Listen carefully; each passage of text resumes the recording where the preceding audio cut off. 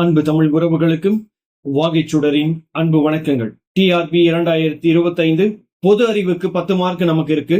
So அது சம்பந்தமான வீடியோக்களை நம்ம இப்போ பார்த்துக்கிட்டு இருக்கோம். பார்ட் 1 பார்ட் 2 முடிஞ்சது. இன்னைக்கு பார்ட் 3யோட video unit 2 history of Tamil Nadu அப்படிங்கிற தலைப்புல. இந்த யூனிட் 2க்கான பிடிஎஃப் அப்படிங்கிறது நாம ஏற்கனவே வழக்கமா கொடுத்துக்கிட்டு இருக்க மாதிரி பார்ட் 4ஓட வீடியோ டிஸ்கிரிப்ஷன்ல நான் கொடுப்பேன். நீங்க அதை டவுன்லோட் பண்ணி பயன்படுத்திக்கலாம். இது போல நிறைய வீடியோக்கள் நம்மளுடைய சேனல்ல வந்துகிட்டே இருக்கும். அதனால மறக்காம நம்மளுடைய சேனல்ல சப்ஸ்கிரைப் பண்ணுங்க. இந்த வீடியோக்கு ஒரு லைக் பண்ணுங்க. அதே மாதிரி உங்க ஃப்ரெண்ட்ஸோட ஷேர் பண்ணிக்கோங்க. நிறைய பேரு என்கிட்ட சொல்றது, சார் இப்பதான் உங்களோட வீடியோஸை பாக்குறேன், என் ஃப்ரெண்டு ஷேர் பண்ணாங்க அப்படின்னு சொல்லும் போது, நீங்க தெரிஞ்சோ தெரியாமலோ உங்க ஃப்ரெண்ட்ஸுக்கு ரொம்ப ரொம்ப நல்ல விஷயத்த செஞ்சுக்கிட்டு இருக்கீங்க. அதனால மறக்காம உங்க ஃப்ரெண்ட்ஸ் யாரெல்லாம் இருக்காங்களோ உங்க ஃப்ரெண்ட்ஸுக்கெல்லாம் ஷேர் பண்ணுங்க. எந்தெந்த குரூப்ல எல்லாம் நீங்க இருக்கீங்களோ அந்த குரூப்ல சும்மா ஷேர் பண்ணி விடுங்க. யாருக்காச்சும் ஒருத்தருக்கு கண்டிப்பா இந்த வீடியோஸ் பயனுள்ள வகையில இருக்கும். இத ஒரு நல்ல மனசோட, தாராள மனசோட செய்யுங்க. கண்டிப்பா உங்களுக்கும் அதால நல்ல பலன் கிடைக்கும். வாங்க இன்னைக்கான 25 கேள்விகள் என்னென்ன அப்படிங்கிறத பார்க்கலாம். முதல் கேள்வி, சிவகலையில் கிமு 3345ஆம் ஆண்டை சேர்ந்த இரும்பு பொருட்கள் கண்டுபிடிக்கப்பட்டது.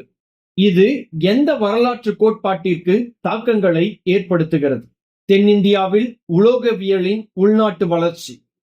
சிவகலையில் கிமு 3345ஆம் ஆண்டை சேர்ந்த இரும்பு பொருள்கள் கண்டுபிடிக்கப்பட்டது. இது எந்த வரலாற்று கோட்பாட்டிற்கு தாக்கங்களை ஏற்படுத்துகிறது? தென்னிந்தியாவில் உலோகவியலின் உள்நாட்டு வளர்ச்சியை காட்டுகிறது. The discovery of iron artifacts at Sivagalai dated to 3345 BCE has implications for which historical theory? Indigenous development of metallurgy in South India. இரண்டாவது கேள்வி, கீழடியில் கண்டுபிடிக்கப்பட்ட 2600 ஆண்டுகள் பழமையான சுடுமண் குழாய் எந்த பொறியியல் துறையில் மேம்பட்ட அறிவை வெளிப்படுத்துகிறது? நீர் வளங்கள் மற்றும் நீரியல் பொருளியல். கீழடியில் கண்டுபிடிக்கப்பட்ட 2600 ஆண்டுகள் பழமையான சுடுமண் குழாய் எந்த பொறியியல் துறையில் மேம்பட்ட அறிவை வெளிப்படுத்துகிறது? நீர் வளங்கள் மற்றும் நீரியல் பொறியியல் துறையில். The 2600-year-old terracotta pipeline discovered at Keeladi demonstrates advanced knowledge in which engineering field? Water supply and hydraulic engineering. மூன்றாவது கேள்வி, பல்லவர் மற்றும் சோழர்களின் கோவில்கள் குறித்த அணுகுமுறைகளை எந்த கூற்று சிறந்த முறையில் வேறுபடுத்துகிறது? பல்லவர் கோவில்கள் முதன்மையாக சடங்குகளுக்கான புனித தலங்களாகவும் திராவிட பாணியின் ஆரம்பகால சோதனைகளுக்காகவும் இருந்தன. அதே நேரத்தில் சோழர் கோவில்கள் விரிவான மானியங்கள் மற்றும் வருவாய் பங்களிப்புகளுடன் பொருளாதார மையங்களாகவும் செயல்பட்டன. பல்லவர் மற்றும் சோழர்களின் கோவில்கள் குறித்த அணுகுமுறைகளை எந்த கூற்று சிறந்த முறையில் வேறுபடுத்துகிறது? பல்லவர் கோவில்கள் முதன்மையாக சடங்குகளுக்கான புனித தலங்களாகவும் திராவிட பாணியின் ஆரம்பகால சோதனைகளாகவும் இருந்தன. அதே நேரத்தில் சோழர் கோவில்கள் விரிவான மானியங்கள் மற்றும் வருவாய் பங்களிப்புகளுடன் பொருளாதார மையங்களாகவும் செயல்பட்டன. Which statement best contrasts Pallava and Chola approaches to temples? Pallava temples were primarily ritual shrines and early experiments in Dravidian style, while Chola temples also served as economic centers with extensive endowments and revenue rolls. நான்காவது கேள்வி, 13ஆம் நூற்றாண்டின் மத்தியில் முதலாம் ஜடாவர்மன் சுந்தரபாண்டியனின் கீழ் பிற்கால பாண்டிய பேரரசின் விரிவான விரிவாக்கத்தை எந்த விளக்கம் சிறந்த முறையில் விளக்குகிறது? சோழர்களின் வீழ்ச்சியும் பாண்டியர்கள் தங்கள் விரிவடைந்த ஆட்சியை சட்டபூர்வமாக்க கோயில் ஆதரவை பயன்படுத்தியதும் இதற்கு காரணமாக அமைந்தது. 13ஆம் நூற்றாண்டின் மத்தியில் முதலாம் ஜடாவர்மன் சுந்தரபாண்டியனின் கீழ் பிற்கால பாண்டிய பேரரசின் விரிவான விரிவாக்கத்தை எந்த விளக்கம் சிறந்த முறையில் விளக்குகிறது?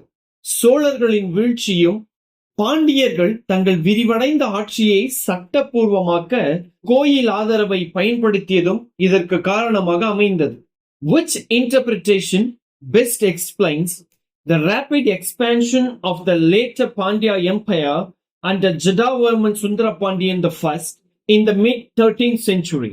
It was enabled by the concurrent decline of the Cholas and the Pandya use of temple patronage to legitimize their expanded rule. ஐந்தாவது கேள்வி, பின் வருவனவற்றில் எது பிற்கால பாண்டியர்களின் நிர்வாகத்திலிருந்து சோழ பேரரசின் நிர்வாகத்தை வேறுபடுத்துகிறது?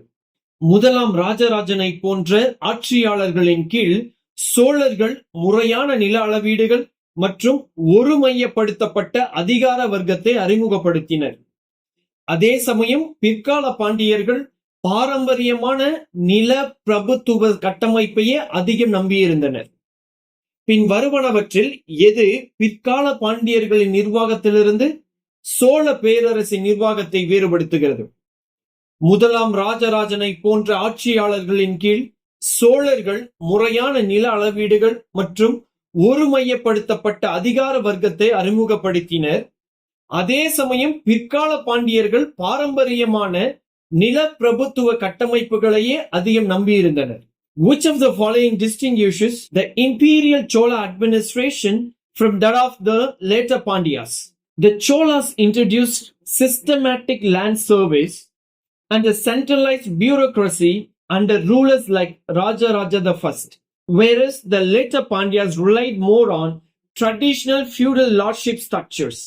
ஆறாவது கேள்வி, சோழ பேரரசின் நிர்வாகம் குறித்த பின்வரும் கூற்றுகளை கருத்தில் கொள்க. இதற்கு சரியான விடை டி 1, 2 மற்றும் 3. நிர்வாக திறனுக்காக ராஜ்ய மண்டலங்கள், வளநாடுகள் மற்றும் நாடுகள் பிரிக்கப்பட்டது. ஊர் மற்றும் சபை ஆகியவை தனித்துவமான செயல்பாடுகள் மற்றும் உறுப்பினர்களை கொண்ட கிராம சபைகளின் வகைகளாகும். நில வருவாய் அரசின் முக்கிய வருமான ஆதாரமாக இருந்தது. அது நுட்பமாக மதிப்பிடப்பட்டு வசூலிக்கப்பட்டது. இவை மூன்றுமே சரியான கூற்றுக்கள் சோழ பேரரசின் நிர்வாகம் பற்றியது.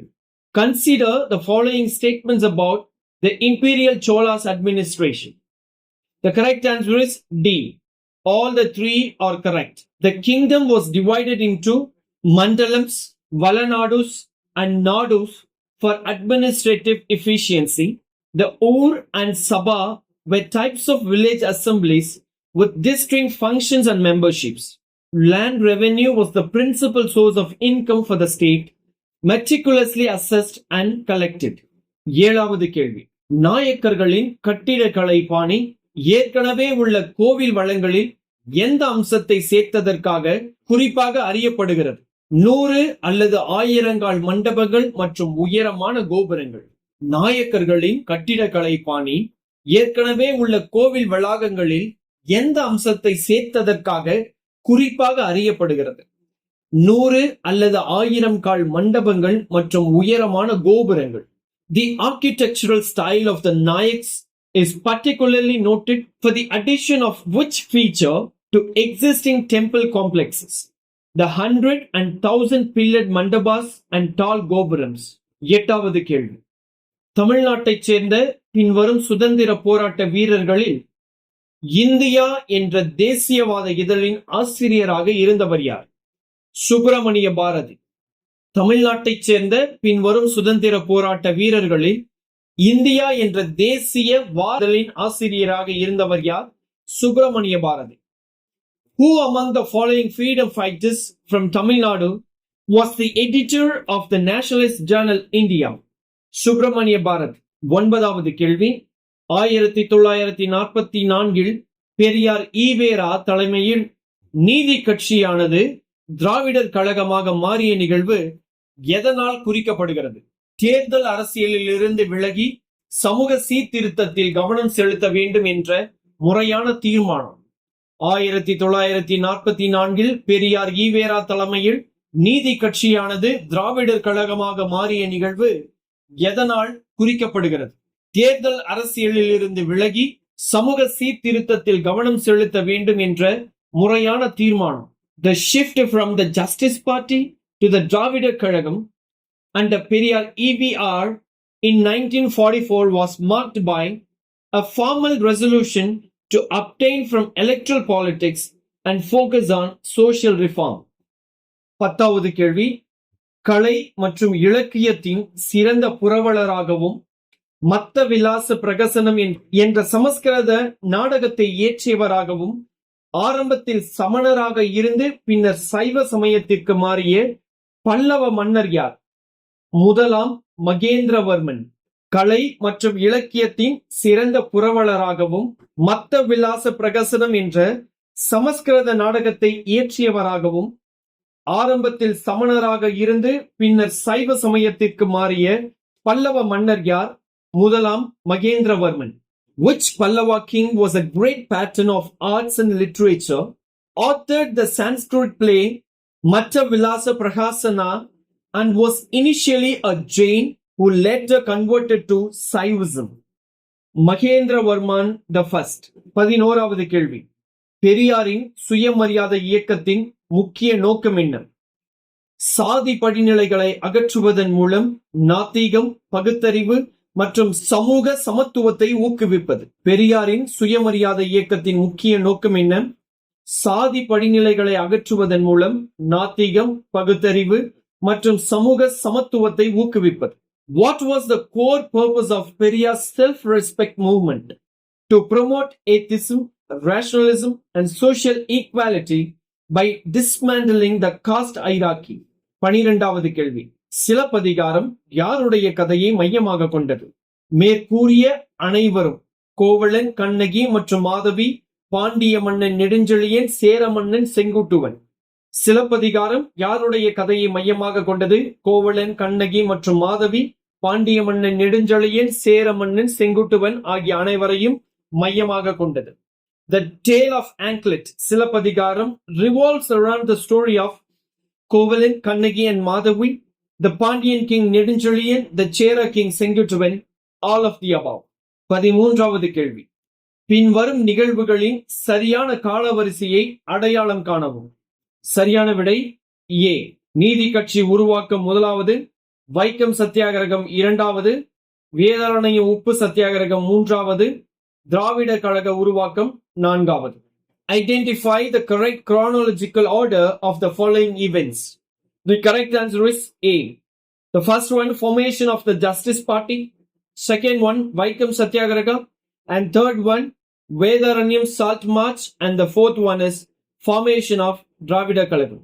14வது கேள்வி, முதலாம் ராஜேந்திர சோழனின் கீழிருந்த சோழர் கடற்படை எதை செய்து ஒரு குறிப்பிடத்தக்க சாதனையை நிகழ்த்தியது? வங்காள விரிகுடாவை கடந்து விஜயராசியத்தின் மீது ஒரு வெற்றிகரமான படையெடுப்பை நடத்தியதன் மூலம். முதலாம் ராஜேந்திர சோழனின் கீழ் இருந்த சோழர் கடற்படை எதை செய்து ஒரு குறிப்பிடத்தக்க சாதனையை நிகழ்த்தியது? வங்காள விரிகுடாவை கடந்து ஸ்ரீ விஜயராஜ்யத்தின் மீது ஒரு வெற்றிகரமான படையெடுப்பை நடத்தியதன் மூலம்.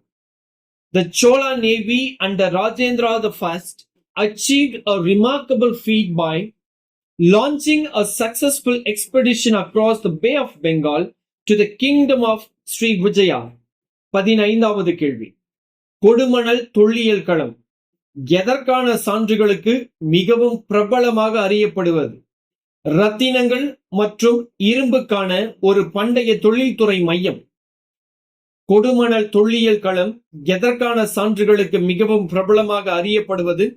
ரத்தினங்கள் மற்றும் இரும்புக்கான ஒரு பண்டைய தொழில்துறை மையம். The archaeological site of Kodumanal is best known for evidence of an ancient industrial center for gems and irons. 16வது கேள்வி, தவறான இணையை கண்டறியவும். கங்கை கொண்ட சோழபுரம் கோயில் முதலாம் ராஜராஜனால் கட்டப்பட்டது என்பது தவறு. தவறான இணையை கண்டறியவும். கங்கை கொண்ட சோழபுர கோயில் முதலாம் ராஜராஜ சோழனால் கட்டப்பட்டது என்பது தவறான விடை. ஏனா அந்த கங்கை கொண்ட சோழபுரம் கட்டப்பட்டது முதலாம் ராஜேந்திர சோழனால் கட்டப்பட்டது. Identify the incorrect pair. The correct answer is C. Ganga கொண்ட Cholapura temple built by Rajaraja Chola the first. 17வது கேள்வி, திராவிட இயக்கம் என்பது பல்வேறு அரசியல் மற்றும் சமூக இயக்கங்களை உள்ளடக்கிய ஒரு பரந்த சொல்லாகும். அதன் பரிணாம வளர்ச்சி முழுவதும் ஒரு முக்கிய மற்றும் நிலையான கருப்பொருளாக இருந்தது எது? ஹிந்தி திணிப்பு மற்றும் வட இந்திய பண்பாட்டு ஆதிக்கத்திற்கு எதிர்ப்பு. திராவிட இயக்கம் என்பது பல்வேறு அரசியல் மற்றும் சமூக இயக்கங்களை உள்ளடக்கிய ஒரு பரந்த சொல்லாகும். அதன் பரிணாம வளர்ச்சி முழுவதும் ஒரு முக்கிய மற்றும் நிலையான கருப்பொருளாக இருந்தது எது? ஹிந்தி திணிப்பு மற்றும் வட இந்திய பண்பாட்டு ஆதிக்கத்திற்கு எதிர்ப்பு. The Dravidian movement is a broad term encompassing a series of political and social movements. Which of the following was a core and consistent theme throughout its evolution? Opposition to the imposition of Hindi and North Indian cultural dominance. 18வது கேள்வி. பல்லவர் அரசவையால் ஆதரிக்கப்பட்ட முதன்மை இலக்கிய மொழி எது? சமஸ்கிருதம். பல்லவர் அரசவையால் ஆதரிக்கப்பட்ட முதன்மை இலக்கிய மொழி எது? சமஸ்கிருதம். Which was the primary literary language patronized by the Pallava court? Sanskrit. 19வது கேள்வி. தென்னிந்திய கோவில்களில் காணப்படும் கோபுரம் அல்லது பிரம்மாண்டமான நுழைவாயில் கோபுரம் யாருடைய காலத்தில் அதன் உயரம் மற்றும் நுட்பமான அமைப்பில் உச்சத்தை அடைந்தது? பிற்கால பாண்டியர்கள் மற்றும் நாயக்கர்கள். தென்னிந்திய கோவில்களில் காணப்படும் கோபுரம் அல்லது பிரம்மாண்டமான நுழைவாயில் கோபுரம் யாருடைய காலத்தில் அதன் உயரம் மற்றும் நுட்பமான அமைப்பில் உச்சத்தை அடைந்தது? பிற்கால பாண்டியர்கள் மற்றும் நாயக்கர்கள்.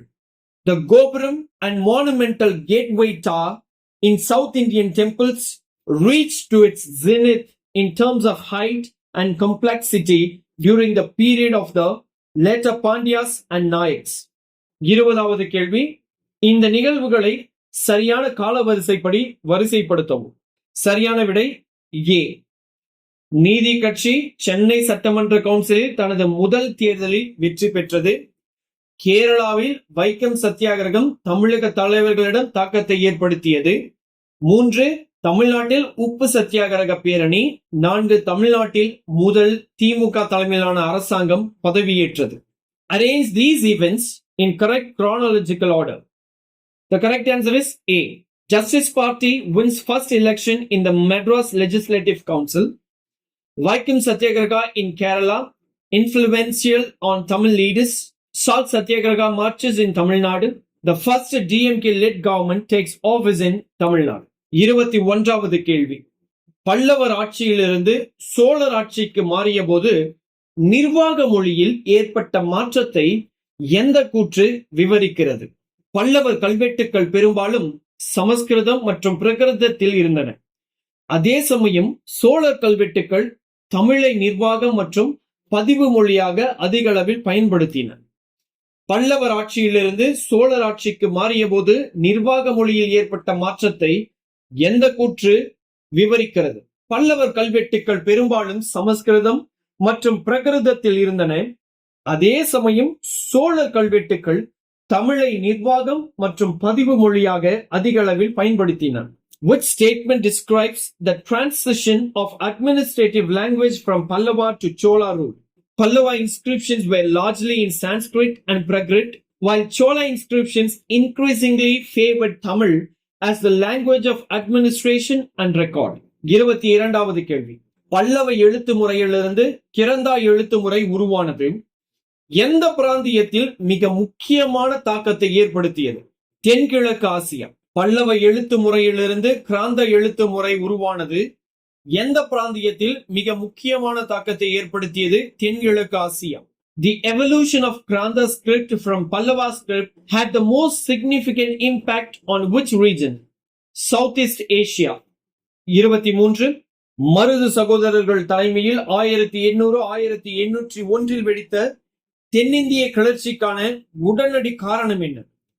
பாஞ்சால குறிச்சியிலிருந்து தப்பி ஓடியவர்களை ஒப்படைக்க கோரிய பிரிட்டிஷாரின் கோரிக்கை. மருது சகோதரர்கள் தலைமையில் 1800-1801 வெடித்த தென்னிந்திய கிளர்ச்சிக்கான உடனடி காரணம் என்ன? பாஞ்சாலங்குறிச்சியிலிருந்து தப்பியோடியவர்களை ஒப்படைக்க கோரிய பிரிட்டிஷாரின் கோரிக்கை. The immediate cause for the outbreak of the South Indian Rebellion 1800 and 1801 led by the Marutha brothers was The British demand for the surrender of fugitives from Panchalankurichi. 24வது கேள்வி. நாயக்கர் காலத்தில் உருவாக்கப்பட்ட 1000 கால் மண்டபங்கள் என்ற கட்டிடக்கலை புதுமையின் முதன்மை பயன்பாடு என்னவாக இருந்தது? திருவிழாக்களின் போது பெருமளவிலான மக்கள் கூடுவதற்கான இடம். நாயக்கர் காலத்தில் உருவாக்கப்பட்ட 1000 கால் மண்டபங்கள் என்ற கட்டிடக்கலை புதுமையின் முதன்மை பயன்பாடு என்னவாக இருந்தது? திருவிழாக்களின் போது பெருமளவிலான மக்கள் கூடுவதற்கான இடம். The architectural innovation of 1000 pillared mandabas during the Nayak periods served which primary function? Large congregation accommodation during festivals. இறுதி கேள்வி. தென்காசி பாண்டியரின் காலத்தில் எழுதப்பட்ட பாண்டிய குலோதயம் என்ற வரலாற்று நூல் எந்த அம்சம் குறித்த தகவலை வழங்குகிறது? பாண்டிய ஆட்சியாளர்களின் காலவரிசை. தென்காசி பாண்டியர் காலத்தில் எழுதப்பட்ட பாண்டிய குலோதயம் என்ற வரலாற்று நூல் எந்த அம்சம் குறித்த தகவலை வழங்குகிறது? பாண்டிய ஆட்சியாளர்களின் காலவரிசை.